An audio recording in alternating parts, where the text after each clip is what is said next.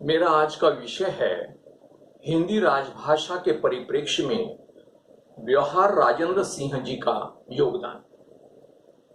इसमें हम सबसे पहले राजभाषा और राष्ट्रभाषा के संदर्भ में विचार विमर्श करेंगे।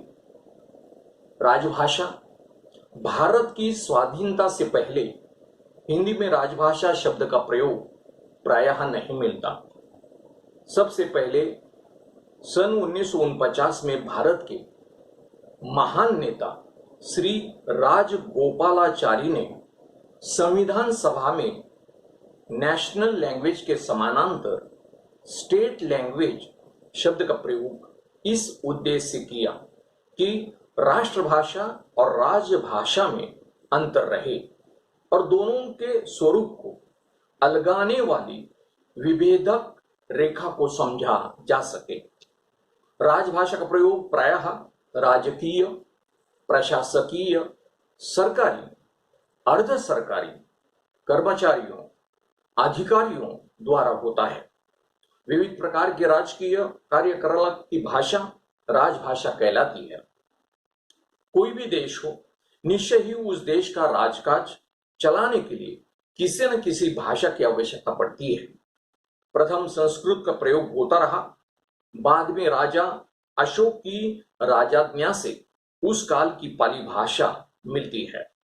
मुसलमान बादशाह के शासनकाल में 4-5 शताब्दी का शासन का कार्य का माध्यम हिंदी में रहा। अकबर के गृह मंत्री राजा टोडरमल के आदेश से सरकारी कागजात फारसी में लिखे जाने लगे। राष्ट्रभाषा, राष्ट्रभाषा का अर्थ है राष्ट्र की भाषा। राष्ट्रभाषा जनता की भाषा है। राष्ट्रभाषा में जनता की आत्मा बोलती है। समूचे देश की जनता की सोच, संस्कृति, विश्वास, धर्म, समाज, विविध प्रकार के विचार और दृष्टिकोण राष्ट्रभाषा के माध्यम से ही साकार होते हैं। हिंदी में यह सभी विशेषताएं विद्यमान है और इसीलिए भारतीय संविधान में इसी को राष्ट्रभाषा घोषित किया गया। राष्ट्रभाषा को भारतीय संविधान में संघ भाषा नाम से संबोधित किया गया है। 30 मार्च 1826 को कोलकाता से हिंदी का सबसे पहला पत्र उदंत मार्तंड रहा।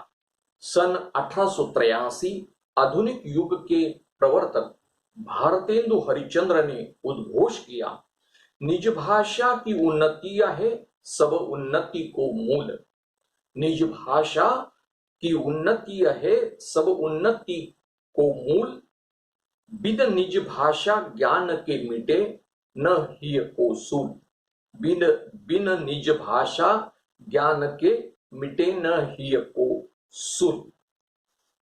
अब हम ब्योहार राजेंद्र सिंह जी के जीवन पर प्रकाश डालेंगे।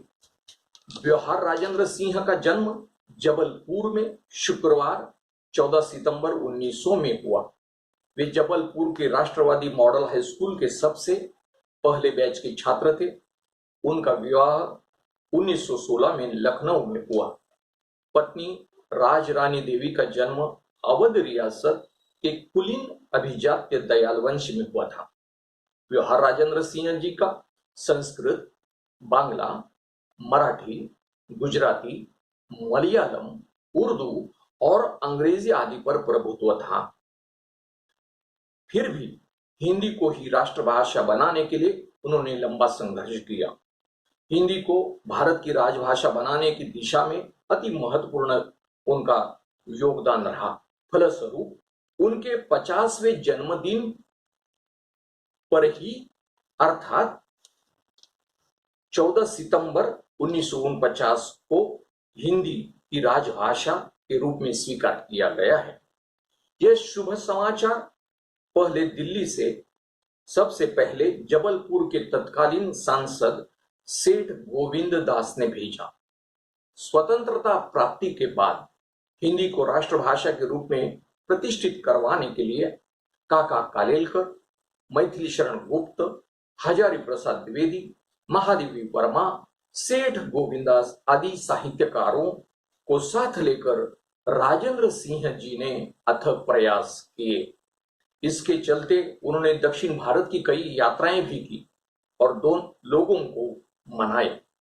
व्यवहार राजेंद्र सिंह अखिल भारतीय चरखा संघ, नागरिक प्रचारणी सभा, भूदान यज्ञ मंडल, हिंदी साहित्य सम्मेलन, चित्रगुप्त जैसी अनेकों संस्थाओं के अध्यक्ष उपाध्यक्ष रहे।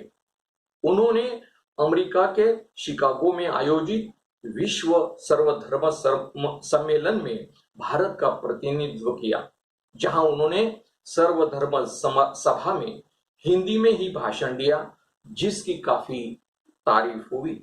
व्यवहार राजेंद्र सिंह तथा राजरानी देवी के व्यक्तिगत निमंत्रण पर जबलपुर के वर्तमान हनुमान ताल वार्ड स्थित व्यवहार निवास में महात्मा गांधी लगभग एक सप्ताह तक रहे। साथ में आचार्य जीवतराम कृपलानी, मौलाना अबुल कलाम आजाद, सरोजिनी नायडू, बाबू राजेंद्र प्रसाद, पंडित जवाहरलाल नेहरू, जमनालाल बजाज आदि भी थे। व्यवहार निवास में दुर्लभ पांडुलिपियां, पुस्तकों और पत्रों आदि का अनमोल संग्रह था। अतिथि विशिष्ट के वे सख्त खिलाफ थे। युवावस्था में उन्हें राजन और बाद में काकाजी नाम से संबोधित किया गया। वे महान गांधीवादी थे। वृद्धावस्था में महानगर के अस्पताल में जाने से उन्होंने इनकार किया। उनका निधन 2 मार्च 1988 में स्थानीय शासकीय विक्टोरिया जिला अस्पताल, अब सेठ गोविंदास जिला चिकित्सालय में हुआ। रानी दुर्गावती विश्वविद्यालय जबलपुर में महात्मा गांधी पीठ की स्थापना हेतु उन्होंने अथक प्रयास किए। उन्होंने राजनीतिक, साहित्यिक, सामाजिक जीवन के वे मिसाल थे। उनकी प्रमुख कृतियां: व्यवहार राजेंद्र सिंह जी ने हिंदी के 100 से अधिक बौद्धिक ग्रंथों की रचना की, जो सम्मानित और पुरस्कृत भी हुई। कुछ इस प्रकार है: स्वामी तुलसीदास की समन्वय साधना 1928, महात्मा जी का महाव्रत 1935, हिंदी गीता 1939, आलोचना के सिद्धांत 1956, हिंदी रामायण 1965, सावित्री 1972। व्यवहार राजेंद्र सिंह जी को कुछ सम्मान भी प्राप्त हुए।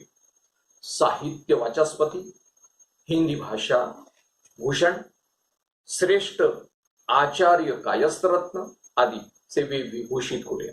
उनके नाम से जबलपुर के एक हिस्से को व्यवहार बाग नाम से भी आज जाना जाता है।